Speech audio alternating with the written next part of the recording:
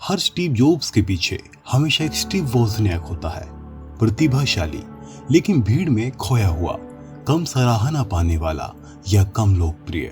इतिहास को देखा जाए तो युद्ध, राजनीति, धर्म और विज्ञान के क्षेत्र में ऐसे कई गुमनाम नायक भरे पड़े हैं। उनकी उपस्थिति ने दुनिया को नया आकार दिया है। उनके सिद्धांतों ने नई पीढ़ियों को आगे बढ़ने के लिए प्रेरित किया है, लेकिन हम ऐसे नायकों के बारे में पर्याप्त नहीं जानते हैं। चलो आज हम विज्ञान के कुछ ऐसे ही गुमनाम नायकों के जीवन और उनकी उपलब्धियों को देखते हैं। मेरा नाम योगेश है और आप देख रहे हैं द वर्ल्ड ऑफ साइंस।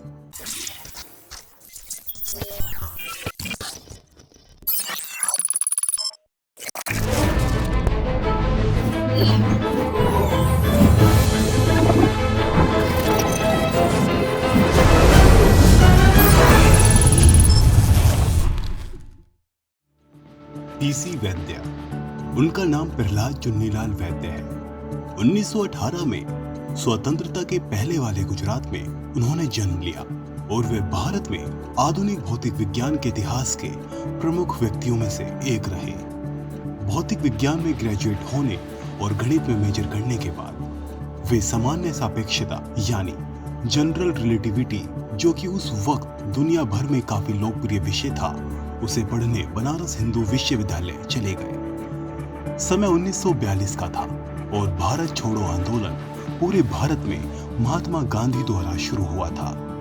वे गांधीवादी फिलॉसफी से बहुत प्रेरित थे और वे अपनी जिंदगी के बाद के भाग में एक सच्चे और समर्पित गांधीवादी बन गए। इस दौरान वे लगातार रेडियो पर देश और आंदोलन की खबरें सुना करते थे। साथ ही रिलेटिविटी के सिद्धांत और बड़े स्टार्स पर उसके प्रभाव के बारे में सोचा करते थे। इन कठिन समय के दौरान उन्होंने रिलेटिविटी का सॉल्यूशन देते हुए एक नया प्रस्ताव रखा, जिसे उन्हीं का नाम दे दिया गया और आज उसे वैद्य मैट्रिक के रूप में जाना जाता है। श्वार्ज़शाइल्ड मैट्रिक एक गोलाकार वस्तु के चारों ओर स्पेस और टाइम के आकार को डिफाइन करता है, लेकिन ये मैट्रिक वस्तु के बाहरी हिस्से को पूरी तरह से खाली मान लेता है। वैद्य ने एक रेडिएटिव ढहने वाले तारे के लिए मैट्रिक कैलकुलेट किया और साथ ही एक विशाल तारे से निकलने वाले रेडिएशन के वैल्यूज को अपने सिद्धांत में एडजस्ट किया। उस वक्त वे सिर्फ 24 साल के थे। ये एक बहुत बड़ी उपलब्धि थी और इसने ब्लैक होल के भविष्य के मॉडल के लिए एक नया मार्ग दिखलाया। वे रिलेटिविटी के स्वर्ण युग के पायनियर्स में से एक थे और एक प्रतिष्ठित विज्ञान के journal general relativity and gravitation के संस्थापक थे। वे अपनी मृत्यु तक सच्चे गांधीवादी रहे। वे साधारण धोती पहनते थे और गुजरात विश्वविद्यालय के चांसलर होने के बावजूद वे अपनी साइकिल पे वहां जाया करते थे। वे ऐसे पुरुषों में से एक थे जिनके बारे में हर भारतीय को पता होना चाहिए। Nikola Tesla. हाँ, शायद आज वे गुमनाम व्यक्ति नहीं है, लेकिन 90 के दशक से पहले वे सिर्फ इतिहास की किताबों में खो गए नामों में से एक थे। उनका जन्म सर्बिया में हुआ था, लेकिन बाद में वे अमेरिका चले गए। वे एक प्रतिभाशाली व्यक्ति थे, हर कोई इसके बारे में जानता है।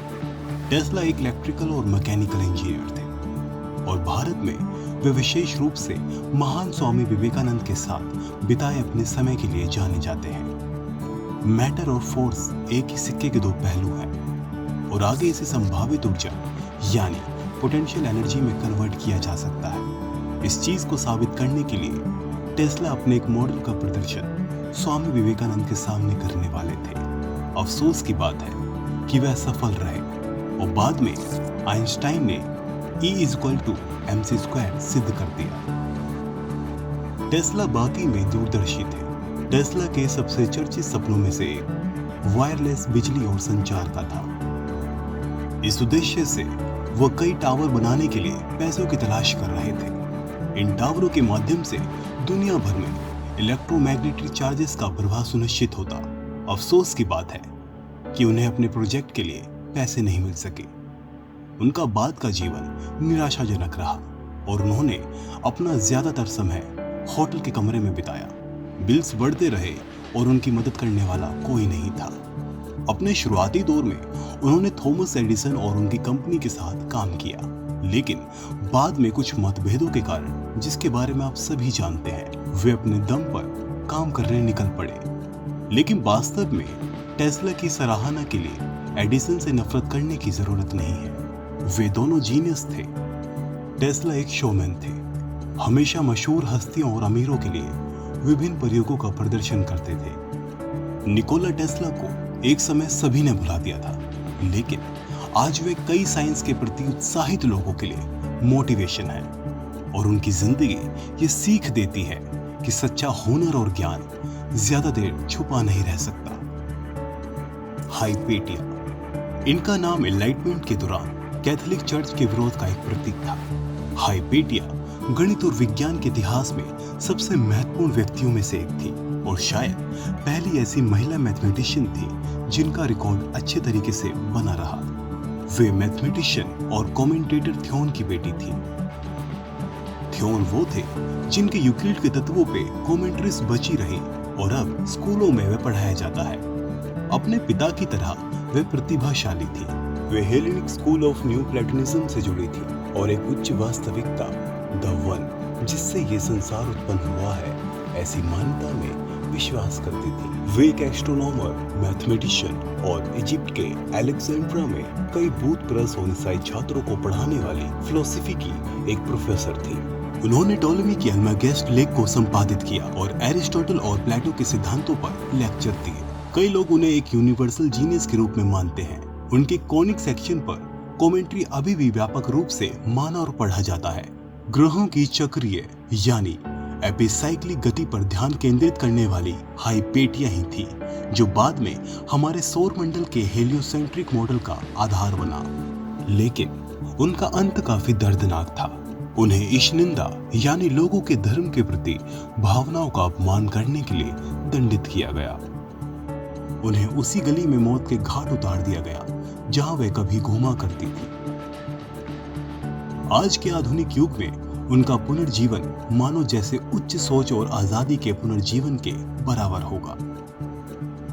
सुब्रमण्यम चंद्रशेखर, वे एक भारतीय मूल के अमेरिकी भौतिक विज्ञानी थे। उन्होंने सितारों के एवोल्यूशन पर अपने काम के लिए 1983 का नोबेल पुरस्कार जीता। उन्होंने मद्रास के प्रेसिडेंसी कॉलेज और बाद में कैम्ब्रिज विश्वविद्यालय में पढ़ाई की। उनके काम में विशाल तारे, व्हाइट ड्वार्फ, ब्लैक होल से लेकर तारकीय संरचनाओं, जनरल रिलेटिविटी और क्वांटम सिद्धांतों पर थ्योरेटिकल मॉडल्स के रिसर्च शामिल थे। महान श्रीनिवासन रामानुजन के बाद वे प्रतिष्ठित ट्रिनिटी फेलोशिप प्राप्त करने वाले दूसरे भारतीय थे। हाइड्रोजन फ्यूल की खपत के अंतिम चरण में होने वाले तारों की संरचना का उन्होंने रिसर्च किया। उन्होंने ऐसे तारों के द्रव्यमान यानी मास को कैलकुलेट किया जो बाहरी इलेक्ट्रॉन डिजेनेरेसी प्रेशर के कारण अपना आकार और साइज बनाए रखेंगे। इस द्रव्यमान सीमा को चंद्रशेखर लिमिट कहते हैं, जो कि सूर्य के द्रव्यमान से 1.4 गुना होता है।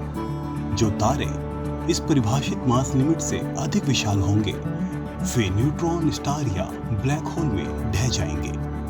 उनका सिद्धांत एक तारे के भाग्य की प्रकृति को समझने की दिशा में एक महत्वपूर्ण कदम था।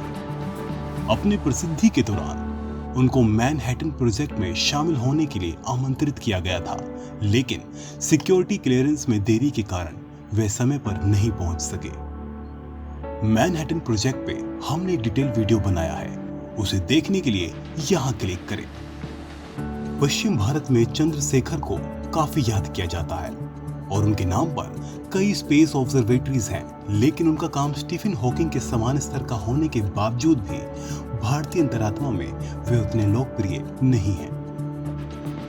एमी नोथर, उन्हें गणित के इतिहास की सबसे महत्वपूर्ण महिला माना जाता है।